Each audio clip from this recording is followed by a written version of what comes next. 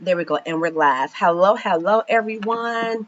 So we are back for, I think this is day 6 or 7 of our Get Booked and Busy interview series. I'm so excited for the guest that we have on today. She is another system sister of mine, and I am super excited to just kind of interview her and pick her brain and get a sense of some trials, some lessons learned, and some Mhm. mistakes made as she has ironed out the wrinkles and the processes and the flow so she can continuously get booked and busy. It is such a blessing that I'm able to even bring people on who's willing to share kind of behind the scenes of what didn't work so you all can shorten the bell curve and shorten the learning curve so you can do it quicker, better, faster. So I really hope that you all have been finding this interview series extremely beneficial. Our mastermind class, Get Booked and Busy, is completely sold out. Yay! So as you can see, I took the class off of my Facebook cover. Um, actually, and let me, there we go. And I also took down the text because we are completely booked to capacity. If you all would like to have more information about how we can help you outline a workflow and a framework and processes so you can work smarter and not harder, go ahead and text the word smarter to that number that's going across the screen over on Facebook. Instagram, the number is 414-240-8557. Let's get it cracking. So today, my guest, her name is Archie Stewart. I Hey, feel like I need to find out if we related because that's my granddaddy name. But anyway, um, we Archie might. is 28 years old and she is Alabama raised. Just a quick fun fact: I went to high school in Alabama, Gaston, which is about, what'd you say, 2 hours away from your town? Hour and a half from Hour Birmingham. and a Yeah. half. Yep. So she is born and raised in Alabama. She is a systems and operations strategist, and she teaches online service-based providers how to create a powerhouse systems and processes in their business so they can make money in their sleep and scale. Mhm. Does that sound familiar? Do I not beat y'all over the head with that like in almost every post? Welcome, Archie. How are you? I'm good. I'm good. I'm excited to be here. Thank you for inviting me. I'm really excited to talk to you. Yay! I'm excited that you are here. So let's just kick this thing right off. Let's start with, what systems do you specialize in? Okay, so I concentrate mostly in Dubsado, but just let me preface with this, and we're probably going to get into this a little bit later. I started off as a virtual assistant. I mastered pretty much all the popular systems, Active Campaign, ConvertKit, Kartra, Kajabi, like all of the systems, but I mainly focused on streamlining your onboarding, offboarding, and client delivery through Dubsado, which is a client relationship management tool. I love it. And so, because you have an appointment based business, let's talk about some trials and tribulations that you've had to endure and kind of figure out and course correct so you can have a better smoothing running system. Share Mhm. with us some kinks or some mistakes that you made when you were first getting clients or prospect to book with you for services. Yeah. So when I first started, like I said, I started out as a virtual assistant. And I remember when I would have my call to actions on social media or in Facebook groups. Oh yeah, just shoot me an email and we can set up a time to talk to each other. And of course, people are gonna follow up on that. So they followed up on it.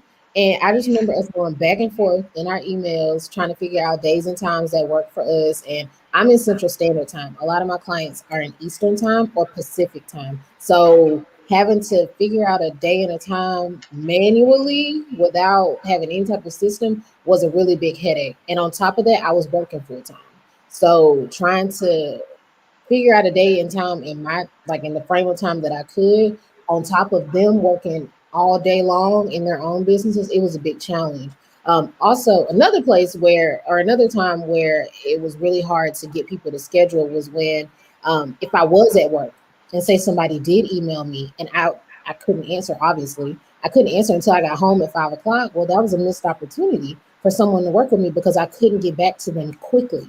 And so I very quickly learned that I needed to get into a system that automated people to be able to book with me, even if I couldn't respond to them right away. I love that. And I always say there is no lesson like a paid lesson. So the Mhm. even though it wasn't paid, you the lesson was I'm missing money and I'm not getting paid. And Exactly. so let's move because you talked about time and you talked about how much you were being limited because you did work during the day and that was limiting you being able to have conversations with clients and get them booked. Let's talk about how did you figure out what your availability was? So after you get off work and whatever that life is in between, and then go home and then do night work. How did you get a really good rhythm of and flow of what your client availability would be? So I was very particular about the clients that I took on. So any clients that needed me all day long, I knew it wasn't going to work right off the bat. And so I knew when I was, and let me also say this, I'm a very proactive person too, at least I try to be. And so when I was launching my business and really starting to get those first few people in, I thought about, okay, Archie, you get overwhelmed very easily. How can you structure your day to where you can successfully work, you can come home, do client work, take some calls, or however you're going to do it without burning yourself out or crying the next day because you're tired? And so I realized that if I only took discovery calls maybe once or twice a week and then did client work every day from the time I got out, so about 6 o'clock until 9 o'clock, and then take 1 hour to unwind and then go to sleep, get up the next morning and try it all again. It's really all about finding out what works for you. If you're Mhm. the type of person, you're super type A, you think you can probably do it all, at least for the time being, then I mean, go for it, shoot for the moon, do Of that back course. to back. But like I said, for me, I am type A. I know I'm a workaholic too, but I also very easily burn out. I told myself, okay, you have to structure out when are you going to do discovery calls. Even now, as a full-time entrepreneur, full-time business owner, I don't take calls on Mondays. I don't do discovery calls on Mondays because I know that I'm still recovering from the weekend. You got to recover from your break, right? Yep. Recovering from the weekend, but I also don't take calls on Fridays either because my brain is completely checked out from the week. So from Tuesday to Thursday, that's when I do my discovery calls, and that's also when I do all my other client calls as well. Yep. So you really just have to find out what works for you. I love that because you are the first person who almost kind of have the same schedule as I do. I don't take client calls on Mondays nor Fridays. Mhm. And I do client implementation work Tuesday, Wednesday, Thursday, and I only have Tuesday. That's my longest implementation day. Wednesday is my shortest day. Um, because for some reason that midweek my brain kicks in with different ideas. So they kick in the morning, so Mondays, and then midweek I have more ideas, and then Friday I have like a recap of the entire week, and then I have more ideas, so I'm able to kind of brainstorm and plan for like the next upcoming week. But you're the first person who I heard say that they don't take clients on Mondays nor Fridays like myself. I love that. And even then, Tuesdays are my longest days call wise because I'm gonna check and see if we related for real now. I try so hard to stack. I'm an introvert too. Like I know I don't seem like it, but I get really drained by people, especially a lot of stuff going on at one time. And so I try to stack all my calls or at least direct people interaction on Tuesdays so that I can just work straight through my day Wednesdays and Thursdays and have that Friday off. Yeah. Now let me ask you this: do you have specific days where you only take freebie calls, like discovery calls, or is all of that blended in with paid client calls and discovery calls? So my discovery calls slash clarity calls are free anyway. And any strategy sessions that I have, so that's a paid offer that I have. Any strategy sessions I have are on Tuesday, Thursdays. Hmm. So I can just go through my week if that's what you want to do. I can do that. Mondays and Fridays, I don't do any client calls. Mondays are my admin days. So that's where I spend a lot of time catching up from the week before, preparing for the coming week. Tuesdays are my discovery day calls, strategy calls, and any team calls that I have to have with clients that have teams. Wednesdays are mostly implementation days. I have that day open for strategy sessions or for discovery calls, but only between the hours of 12 and 4. So in the Okay. morning, I try to work straight through the morning. And if anybody needs to meet with me on Wednesday, they can do it in the afternoon. On Thursdays, I have discovery calls and team calls and strategy sessions. And I have my VIP days on Thursdays as well. And so if a VIP day gets booked that day, then that's really what Wednesday is for, to catch that overflow of if I have a VIP day on Thursday. And then Friday, I don't have any calls at all. So I love that. Keisha just said, I don't want to talk to folks on Monday and Friday. So yeah, so there's become like this wave of, because it's draining, it's exhausting. right. You know what I mean? Like there's a lot of energy transfer that happens where this is where my business went wrong, and then people feel like they have to give you this pre backstory of why they not doing things right. We know you're not doing things right. That's why you're here. Right. Exactly. Like, save me all the extra stuff. Like, let's just get to the correcting part. All right. So you have your schedule very, very fine tuned. I love that. How long did it take you to get there? Because you didn't wake up like that. I did not. So I would say it took me all up until this year. I had a major burnout last year, going towards like into Q3, going into Q4. I had a major burnout because I was still doing ongoing work. Because right now I've switched to completely done in a day services, so I really have control over That's my the whole bag right there. that. But last year, I was doing ongoing services. I had 6 people on my team, and I was still coming out of VA services too. And so, literally every day was, if I wasn't on a call with a client, I was on a call with a team member. And if I wasn't doing team member stuff, I was doing client work. I was making sure launches were going well. I was running people's businesses, doing all of this stuff. And by October, I told my director of operations, I said, her name is Simone. I said, Simone, I don't want to do this anymore. Like, I'm done. You shut the team down? I was ready to, I shut everything down. I let everybody go. And, but a part of that, I think it really was kind of like some building blocks, one thing upon another. It was really, I was already going towards burnout. And then in August, I was on a business trip, and I got robbed on my business trip. My computer got stolen, my phone got stolen, everything got stolen. I was only able to come home with a debit card and my car keys. And I was out for a week. When I came back, nothing was done. And that was kind of like the icing on the cake. I had clients that were upset, reasonably so, clients that were upset. And so me and the team, we had to try to rebuild on top of me being out that week. So that goes into me not having the proper processes in place for my team, because I feel like we were doing really, really well, but we were still trying to build to where if I was out completely, like something like that happening, they would be able to function without me. And I didn't have them fully prepared for that to happen.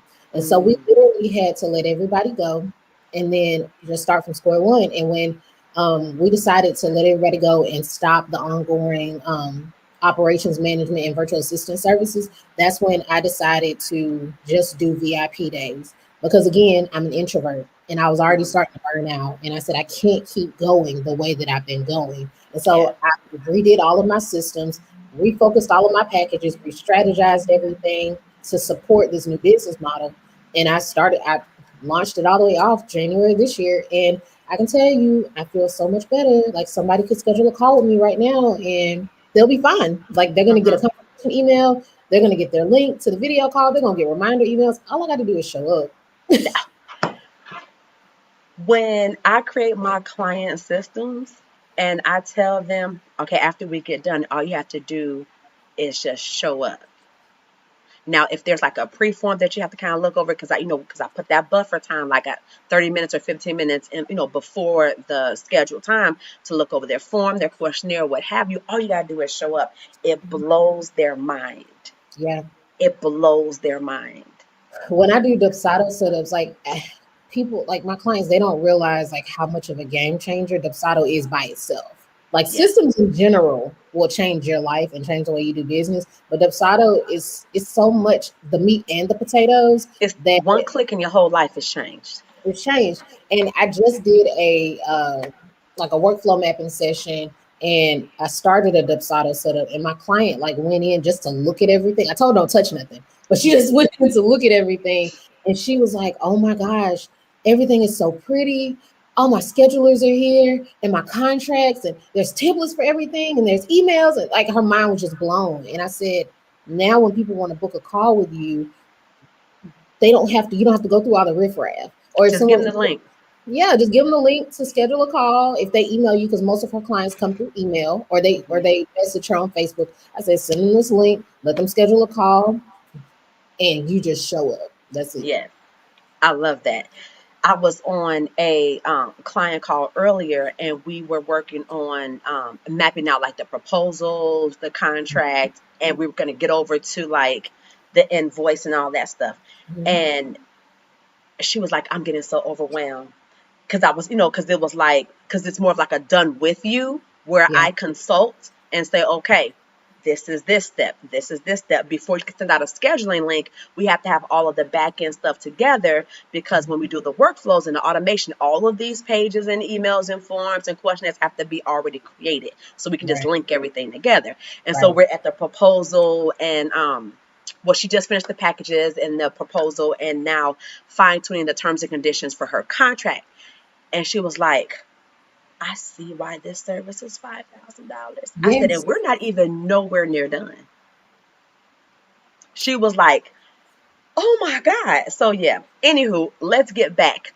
Discovery forms. mm-hmm. How Oh, important is it? Two-part question. How important is it, and how much time can someone save if they just create a discovery form? gosh. So okay, how important is it?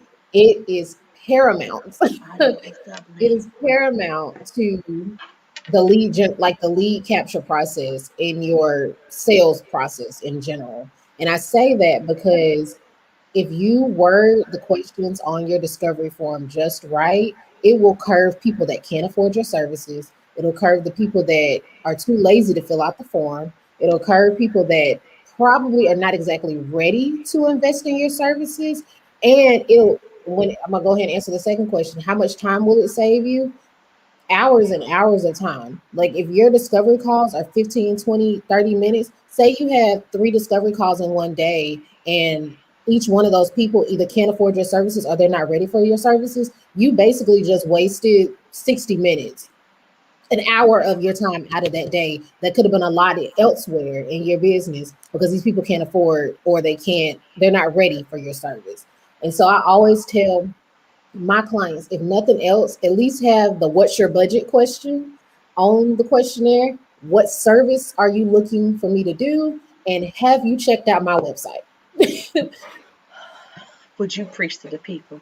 Because I can't tell you how many discovery calls that I've been on. And once we get to like, telling them the price, and it's a little sink in your gut when you tell them how much it is, and you kind of hold your breath after you tell them. Well, how many people they'll say that they're ready to make the investment, and then they ghost. Right. Because if they had a known, That's right on my form. So there's no like car sticker shock right, at all. exactly, right. This how much you're gonna spend if your problem matches my services. hmm Yeah. And So they're like, "Oh my God." Yeah. that's how it is on my forum too. And I'm thankful that it kind of throws people off, because I literally had a workflow mapping session with someone, and when she went to go to fill out my contact form to schedule a call with me, she said she saw the prices, and she said, I don't know. She was like, I know that these are out of my price range, but I'm gonna fill this out anyway to see like if to see what all the hype is about, pretty much. Because to outside people, they don't realize that what your service does, the transformation that you give, or the time that goes into it. And so when we got on the call, and I asked her, I said, hey, my lowest package starts at $2,000. If your budget is not within that, then why did you schedule the call? She said, I'm glad that that's there though, because one, when I'm ready for your done for you services, I know how much to save up for. But for Hmm. right now, I need your workflow mapping session, because I know that that does meet my budget right now. But I'm glad that that's there, because I know Hmm. how much to save up for. And I said, okay, girl, well, make sure you save up before the end of the Okay, year. girl. because because my prices are going to go up. Right, right. One thing I have found is that the system portion Mhm. of your business operations is truly the most underappreciated factor of your business, but it is the most needed. It is the Mhm. most, like the way I compare it is like it's the systems part is like having the engine to the car. Yeah. Like your battery can be on, your alternator can work. So of course you can like turn on like the radio and stuff like that, but it's not gonna go. It's not gonna go far if your Right. engine is dead and your system is literally your engine. You have no idea how much hearing Archie say this means to me. Aw, living hurt. Oh, living hurt true. Aw, yay, Ryan. Ryan's my So coach. let's talk about even when we do our best to pre-qualify them Mhm. before they get on the call, Mhm. the discovery call. They pass the first layer of all the check marks, right? Mhm. Have you ever had a situation where after being on a call with them, sorry, somebody just said they had COVID and pray for their family, so my husband's a pastor, so we get all these just random pray for us texts. Sorry, y'all, I digress. So they pass the first layer of pre-qualification checks to get on a call to kind of talk about what's what with your business, your problem, how long, and when would you like to get started, and here's what I can do for you. Call, right? Have you ever had a time or a situation where you just got this feeling like, I don't want to work with them? Like, I feel like this is going to be hair pulling Mhm. and eyeball scratching, and I don't Mhm. want to deal. Mhm. How did you turn down a prospect? So okay. So when I do the discovery form, I really on the form, I've already asked the questions that I need to ask when I'm on the actual discovery call. When Hmm. I get on the actual discovery call, I ask more questions that are geared toward how well we may or may not work together. Personality wise. Exactly. Yes. Personality wise, work wise, like that kind of thing. Yep. So I did have a situation where someone we got on the call and we just didn't vibe. We didn't vibe. And I'm gonna be honest, I'm real laid back, I'm really lax. This is just chit chat. We didn't vibe. Hey Bianca. We didn't really vibe, and I could tell that she was a micromanager. And so Mm. once the call was over, I had decided in my head that I had told her that, what the price was and all of that stuff. So once I got off the call with her, I really thought about it. I was like, I think I could do it. But then I thought, I was like, okay, I feel like even if I did do this with my Dubsado setups, I do a strategy call. Once they fill out their questionnaire, we kind of talk through their workflows. The actual day of implementation, I work by myself. Hmm. Like I don't have the Same. client on the call with me. Yeah. And then we do the final wrap up call. But I had this feeling she was gonna nitpick everything. And so I sent her an email and I said, hey, after talking with each other, thank you so much for hopping on a call with me. But I feel like we may not be the best fit for I may not be the best fit for you based on what you need and how you want this all set up. But I do have some amazing recommendations for you. And I gave Because her we would pass them off quick, won't we? I gave her three amazing people that I figured she would probably work best with. And she ended up getting paired with one of those people. And it worked out just fine. But I don't want people to think that just because a client comes your way and they're willing to pay you that you need to take their money. Talk about it. Because peace of mind does not like it is there is no price tag on peace of mind. Like the reason if my I made more money, I made the most money last year doing virtual assistant services and online business management and ongoing operations work. And I'm projecting, and this is I'm getting real deep. I'm projecting lower now than I was in May of last year. By May of last year, I had already scaled to basically $8,000, $10,000 a month. Hmm. But now coming into this year, I'm projecting maybe $5,000 a month. And I literally had somebody ask me, why would you stop doing that service Peace if of it was making mind. you so much money? And I said, because I was stressed. I'm not gonna keep doing a service, or I'm not gonna keep doing a work if it's stressful. My mama has always taught me, Archie, if you do what you love, you'll never have to work a day in your life. The And that Bible is says always there's no toil. God exactly said that there is no toil in what you love to do. that So part. if you're stressed, if you're frustrated, if you're if it's not bringing you joy, you got to take a step back. And it's so many people in the comments saying church, all money ain't good money. Ryan says sometimes the best decision is a no, because it opens the door for the yes. And that's the part Exactly. that people need to understand. And so just to quickly recap, because this is so key, this is so huge. When you are an entrepreneur, you get to choose who you want to work with. And I think we forget that because we have been employees at jobs for so long and sharing cubicles and office space with coworkers, and we didn't have a choice of who our cute buddy was. But when you Exactly. become an entrepreneur, you get to choose. And not a lot of people, and this is why I purposely packed this question in there about talk about when you have to turn a client down, because people need to hear, what does that conversation look like? How do you do it with integrity and not them feel some type of way? You know what Yeah. I'm saying? So I'm so glad that we kind of went in a little bit on that, because I want people to remember and be reminded you have the option to choose. And I will say too, don't not answer, because I do Don't Dubsado. ghost them. Yeah, don't ghost them. I do Dubsado coaching, and one of my mentees, she was having kind of the same thing with a client, and she was like, she's nitpicking my services, and she's asking all these questions. I don't want to work with her no more, so I'm just not gonna respond to her email. I said, don't do that. Don't do that, because it may not be a fit for you, but you don't know who she's connected to that she may refer to you.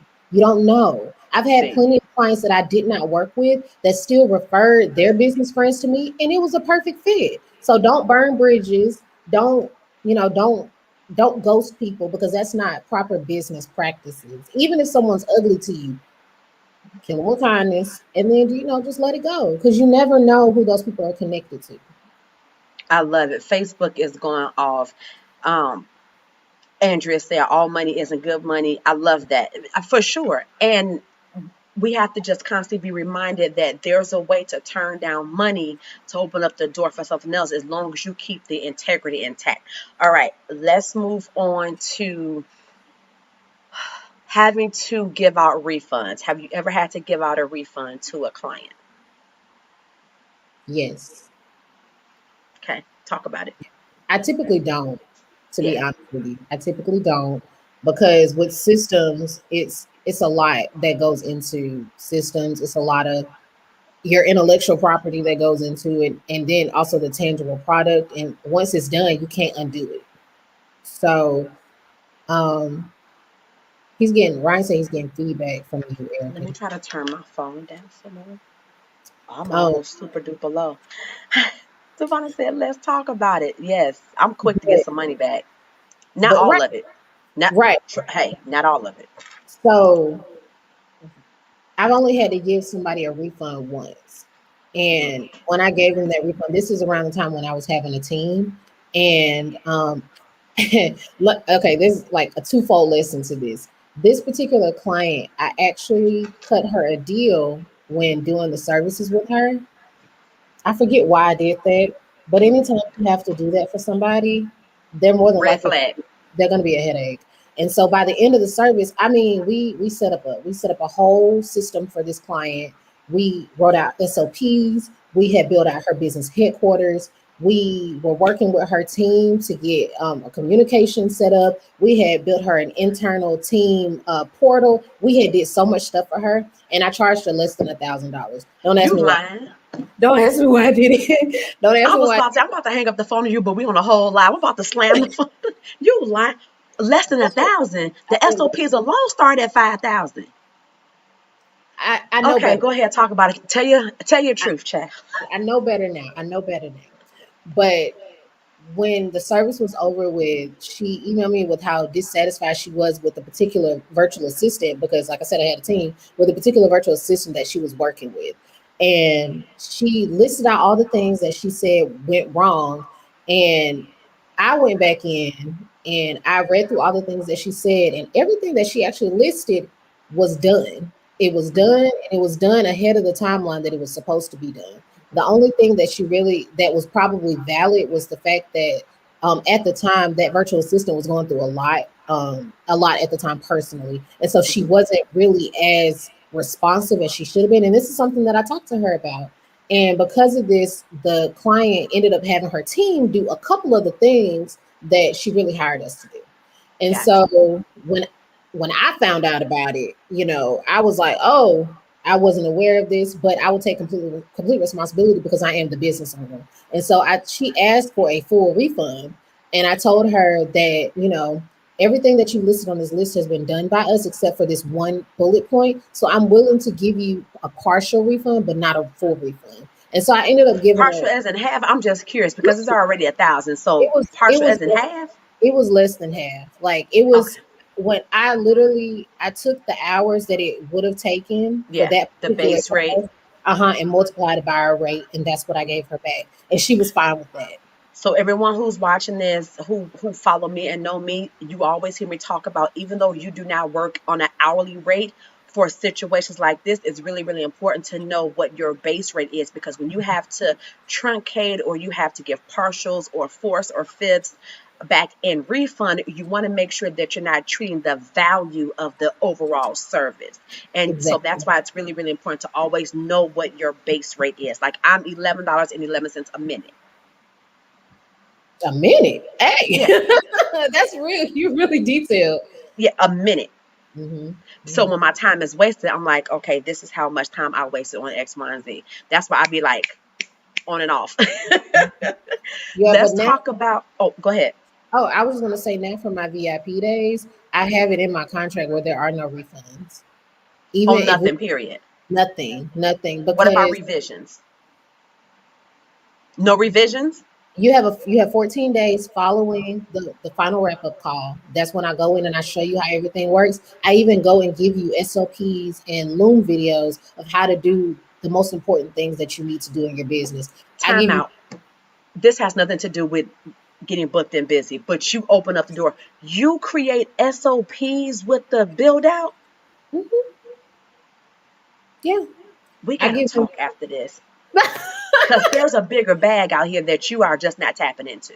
I give them written SOPs and for visual learners, the video SOPs as well. And then they have 14 days from the You time that give we. the text and the video visual of the SOP, and that's included in the.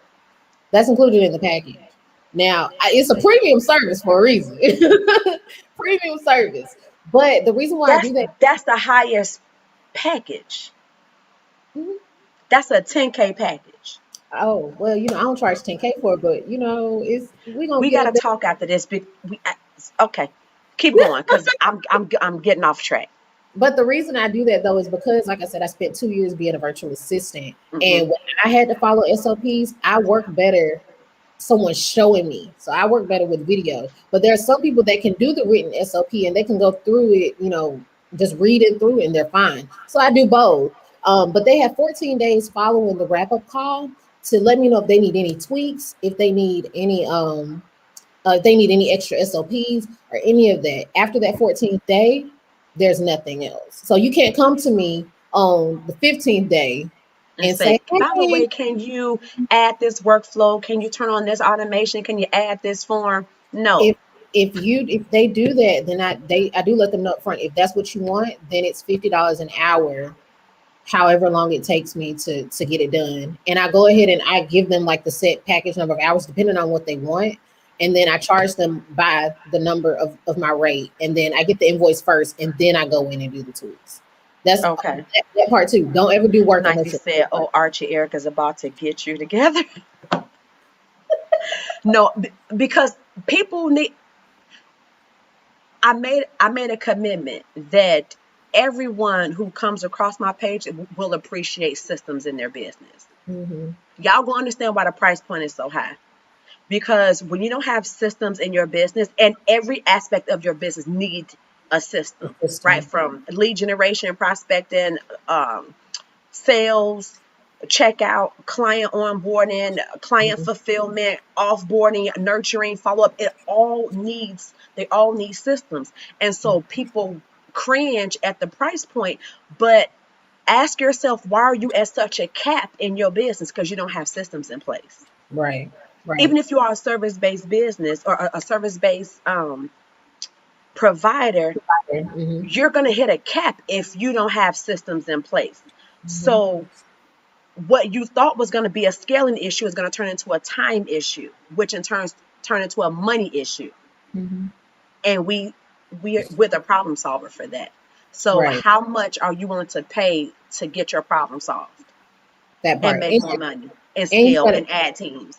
and you gotta think about it. If your systems are set up right, the right way the first time, that's something that could scale your business in the matter of 60 to 90 days and further. Yeah, And a lot of people don't realize is yes, it's a huge investment at the time, but if you follow those systems exactly and you use those systems the way that you're supposed to, it could triple, quadruple your income. Like it's hard to convey the value of systems because it's not tangible. It's not like I'm making you a website. I'm not doing your branding. I'm not doing anything like that. I'm literally working in the back end of your business that only you see, but your client, well, your team, and you'll see the return of investment on it when you notice that, oh, I can close my computer at 5 o'clock if I wanted to. I can take a 2 week vacation if I wanted to. Like it's where that's where you see the return I on can your hire a team because I have SOPs in place if I wanted exactly. to be able to take the vacation, Exactly. It's right? about the foundation. Devonna So said the foundation. The same way when you first start a business, you have to get your EIN, LLC, business bank account done. Like that's the forefathers of the startup of the business. There's foundational things that you have to do with systems and having your systems in place so you can grow.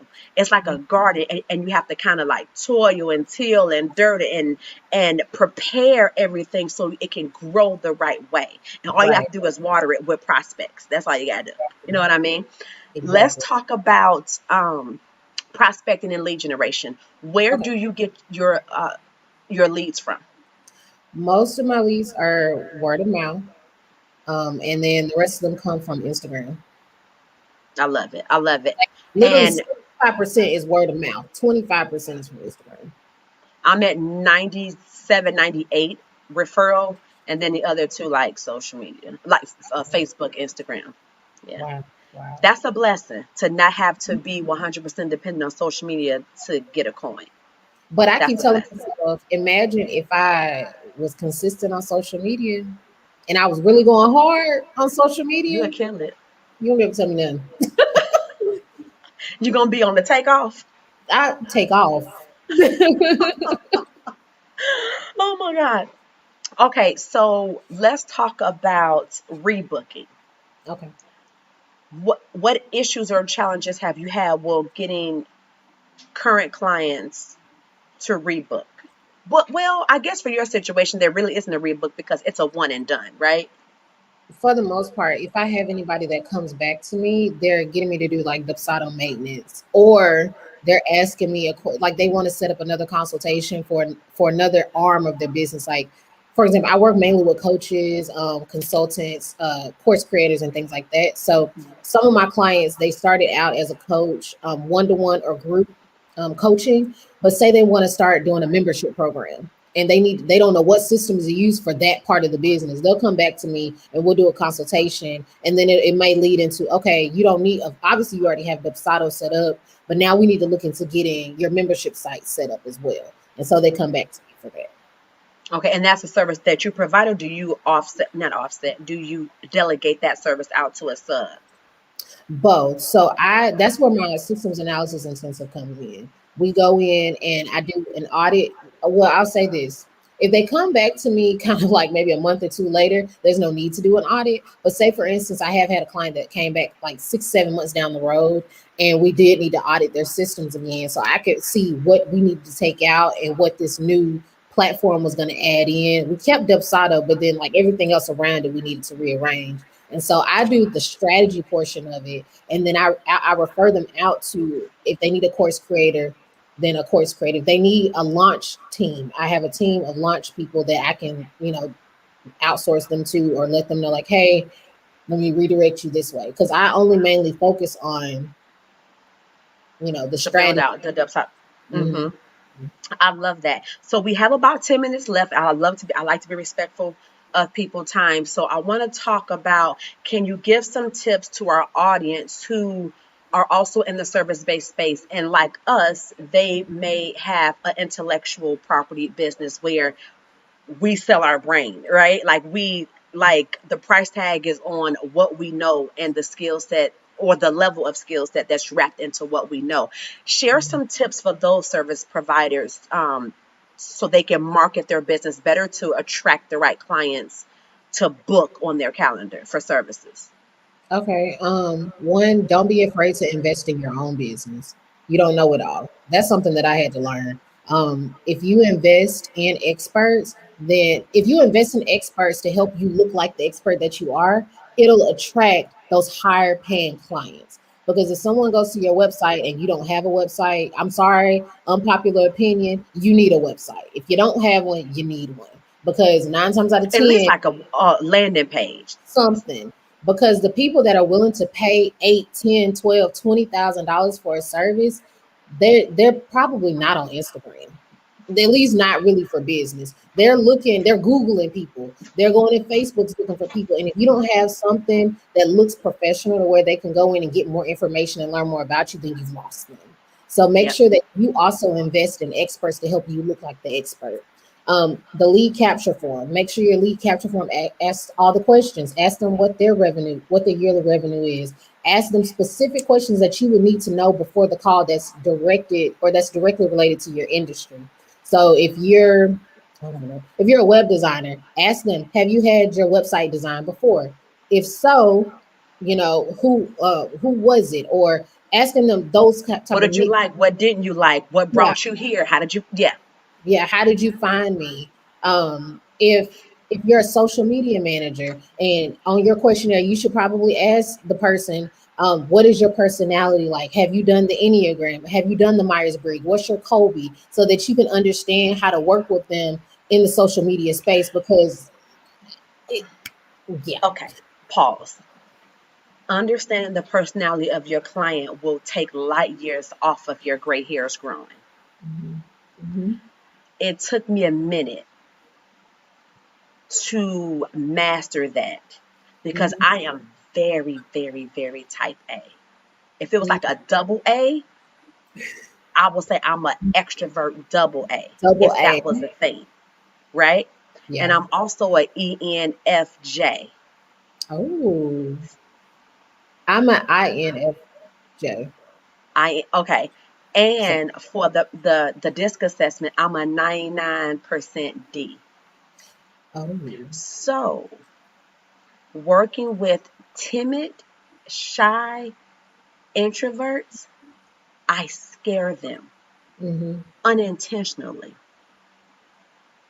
They may have the problem, I may can fix it, but I realize I'm too much Mm-hmm. for those particular types of people. Mm-hmm. People who cannot take direction without being offended. Mm-hmm. I've Yeah. even asked a girl, "What's your sign? Are you like a Sagittarius? Are you What's a your moon Scorpio? sign? Because I'm What's feeling a your, vibe." what's your rising sign? So Oh, it's really, really important. I mean, not that we have to get off into like astrology or anything like that, but I think it is really not. I think I know it's really, really important because, like you said earlier, to your point, the discovery form, once they fill it out correctly and honestly, you're going to get a good sense of, okay, they have a problem that fits my services and I probably can help them. The call is to see if there's a personality alignment. mm-hmm. Mm-hmm. That's why you need to be on the call with them. So understanding what their personality is like I'm a what am I, a 2 with a wing 6, I think. Your wing can only be the number next to that number. So I get you're probably a two wing Okay, one. so either a 2, 3, or a 6, 7. I can't. I feel like because I read them, I'm just like, oh, I can't pick. I can't pick and choose. And every time I take it, it comes out a 2, 3, or a 6, 7. 2, 3, or 6, 7. I can see. Yeah. I'm an Enneagram snob, so I can see that. Right. You get it. So you Yeah. see my struggle, right? But I will say, when it comes to the discovery form, it also, if you word those questions right, it'll let you know whether or not you even need to get on the phone. There have been times where, they scheduled their call and they may have filled out the form, but they picked a number that was below the budget requirement, or they didn't, or if there's a drop down on my form that says what services do you want, and it says like, the three services I offer: Dubsado setup, systems analysis, and workflow processing, or something like that. And then there's an other. And when they put in the other, if they type in something that's not remotely in VIP day Girl, project, 17 hats. anything anything like that, then I shoot them an email and let them know that's not my lane, and I give them recommendations on who may be in their lane. So Mm-hmm. having those questions there will really help you decide whether or not you even need to get on the phone with them. And then when it comes to your lead capture form, also make sure you're asking where they heard from you as well, because people love, if they came from you from word of mouth, people love referral gifts. And if you reward them, they'll keep referring people to you. So my referral gift that I give to people is I give them like a Starbucks gift card, Target gift cards. I used to do like $150 PayPal's. That's when I was making 10K a month. But now I treat people at least until I can get back up to my 10K or my 10, 12K months or whatever. But make sure you're gifting people that stuff. And then another thing that you should be asking for is, what do you do? Who do you serve? And why? Because that's also going to tell you everything you need to know about their business. Don't just get their name, the name of their business, and their website, and what service do you want. That's not enough. That's not going to give you what you need. Ask them that deep question: who do you serve? Why? Or who do you serve? What do you do, and why? Mm-hmm. That way you can get an understanding of their business, because it's more than, for me, it's more than just a business transaction. My clients are my friends now. Like, I have a relationship. Long-term relationships. That's why they Yeah. come back to me, because we can sit there and we can kiki, and then when it's time for business, we're gonna get down to business. So, Mm-hmm. and that's another thing I look for. If I feel like the vibe is off and that there's not like a spiritual kinship there, Mm-hmm. I'm probably need to work. I love that. I love that. 2 minutes left. Quickly, name two mistakes people make when setting up their online calendar. So not the lead capture form. So not like the discovery form. What are two mistakes that people make when setting up their online booking calendar?